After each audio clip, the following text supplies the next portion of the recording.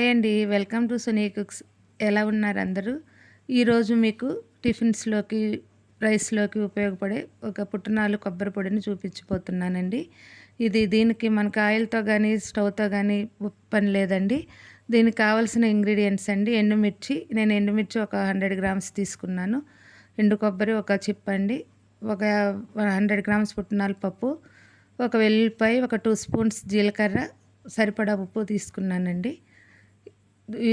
ఇవన్నీ మన శనగపొడికి కావాల్సిన ఐటమ్స్ అండి. ఇప్పుడు ఇవన్నీ కలిపి మనం ఒకదాని తర్వాత ఒకటి మిక్సీ చేసుకుందాం. ముందుగా ఎండుమిర్చి, ఎండు కొబ్బరి, జీలకర్ర, వెల్లుల్లిపాయ, ఉప్పు కలిపి మిక్సీ చేసుకుందామండి. గ్రైండ్ చేసుకుందాము. ఇది ఇప్పుడు గ్రైండ్ అవుతుందండి. ఇది గ్రైండ్ అయిన తర్వాత పుట్నాలు కూడా యాడ్ చేసుకుందాము. పుట్నాలు వేసి మొత్తం కలిపి మళ్ళీ ఒకసారి గ్రైండ్ చేసుకుందామండి. ఇవి కూడా వేసి ఇప్పుడు గ్రైండ్ చేసుకుందాము. గ్రైండ్ అవుతుంది కదండి. ఇది రైస్‌లోకి, టిఫిన్‌లోకి చాలా బాగుంటుందండి. మా అమ్మగారు కూడా బాగా చేస్తారు దీన్ని. ఇదిగోండి రెడీ అయిపోయింది. రుచికరమైన పుట్నాలు కొబ్బరి పొడి.